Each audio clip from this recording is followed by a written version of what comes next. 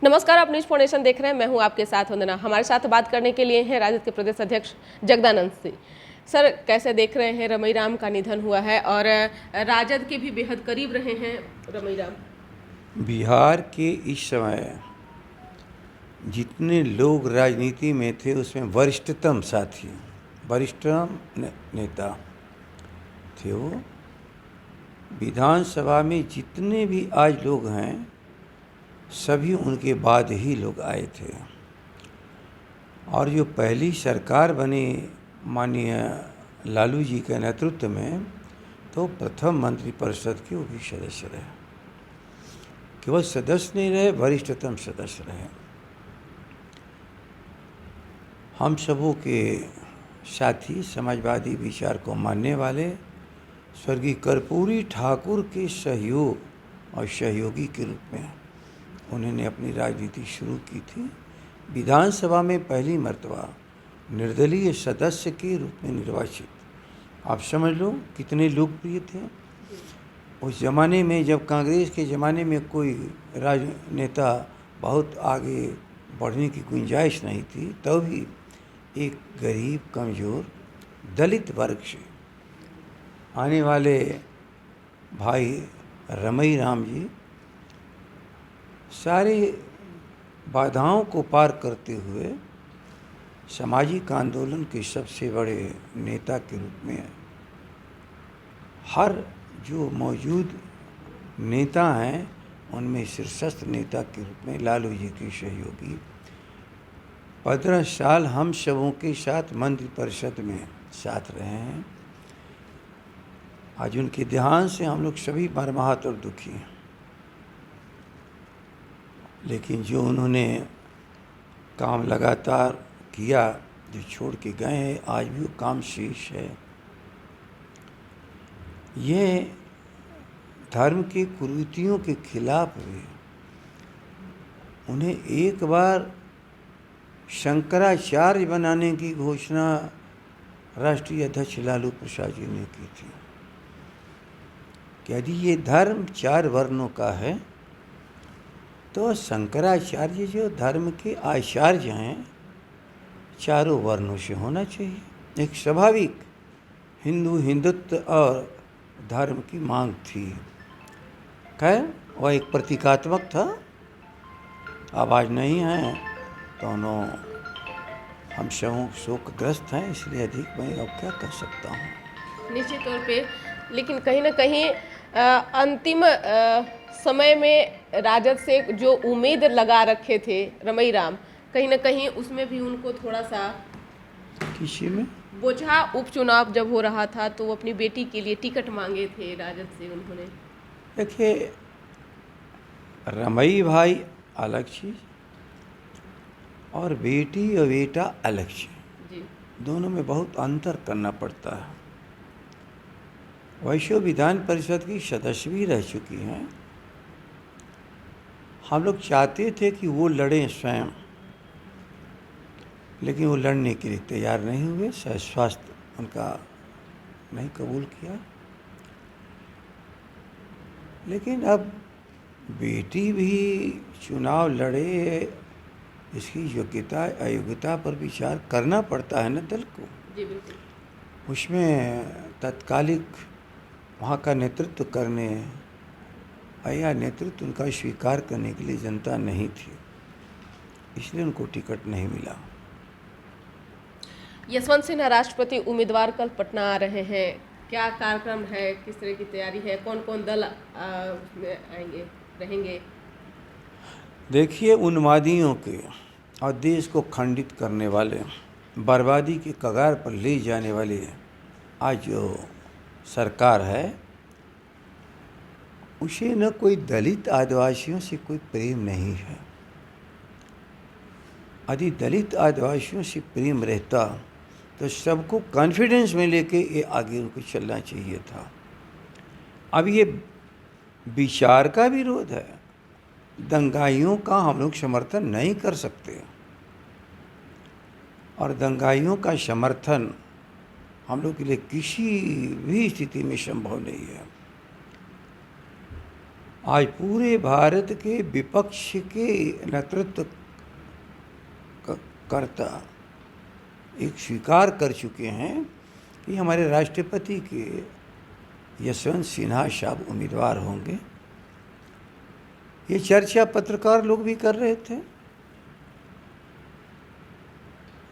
कि वो उम्मीदवार आ गए, हम लोग का उम्मीदवार कब आएगा।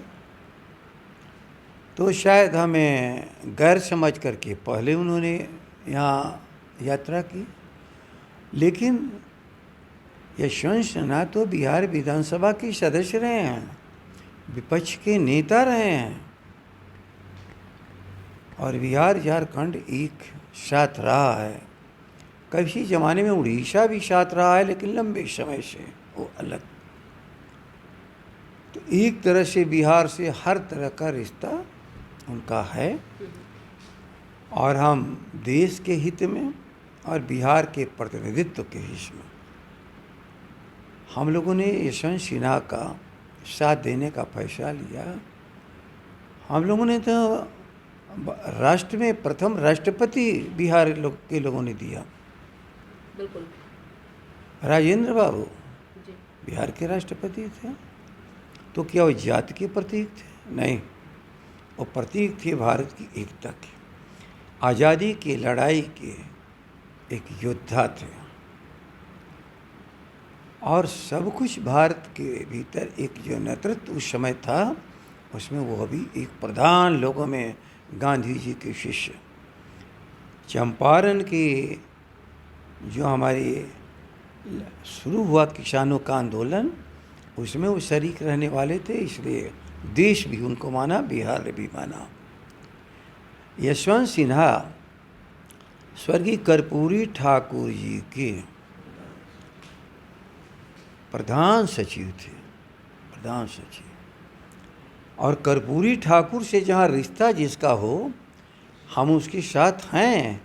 कर्पूरी ठाकुर एक व्यक्ति नहीं, व्यक्तित्व हैं। इसीलिए प्रधानमंत्री के सामने यदि हम मांग करते हैं कि इनको भारत रत्न दिया जाए, तो हमारे भारत रत्न के लायक जिन्हें हम समझते हैं, उनके साथी या सहयोगी को हम राष्ट्रपति के भी लायक समझते हैं, इसलिए हम लोग उनके साथ हैं।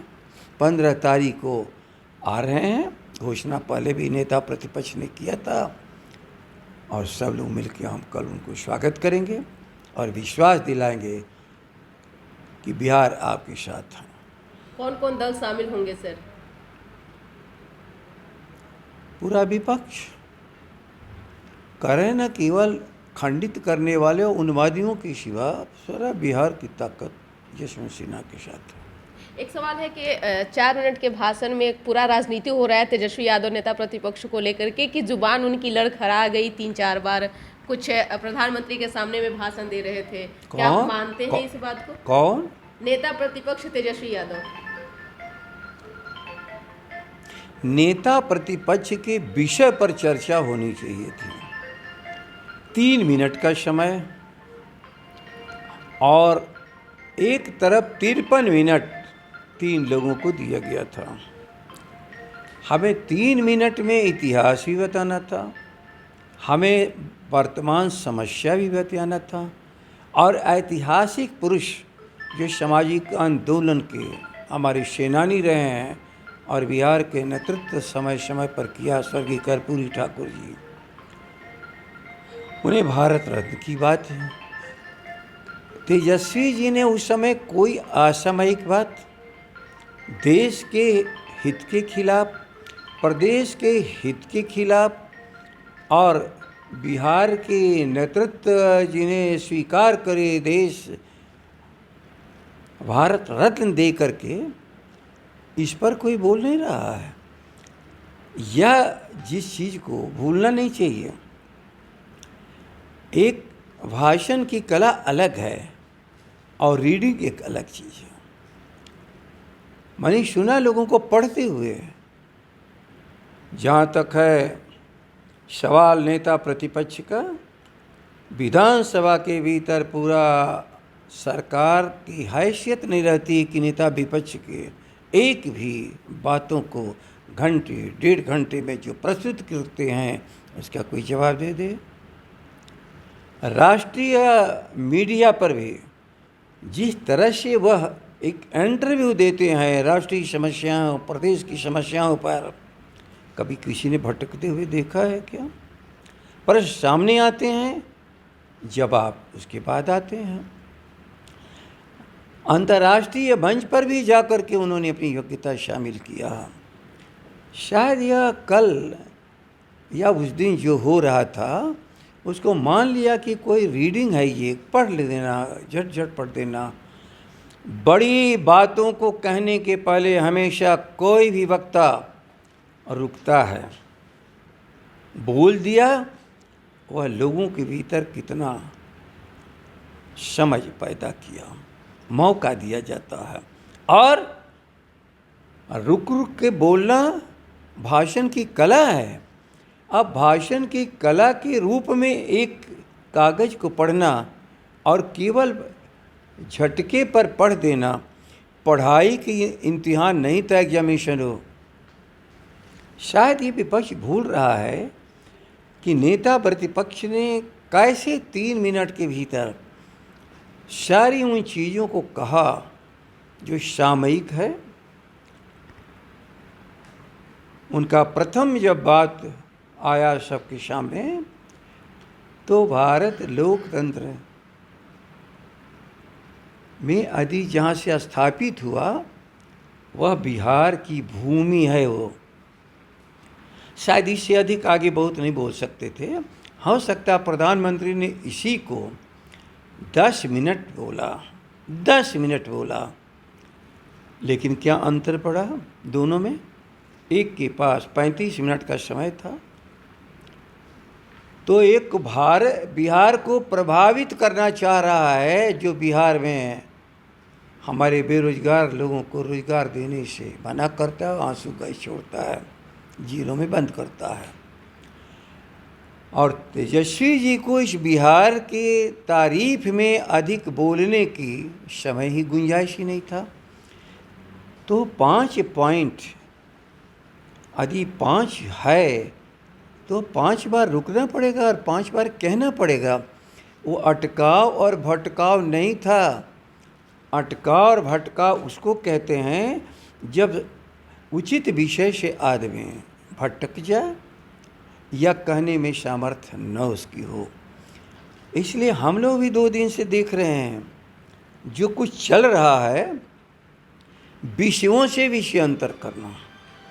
बात करो इस पर। 35 मिनट में जो व्यक्ति देश का प्रधान है वो बिहार में आकर के हमारे विधानसभा के सम्मान में जो कहा, उसी सम्मान को बढ़ाने के लिए नेता प्रतिपक्ष आज है तेजस्वी।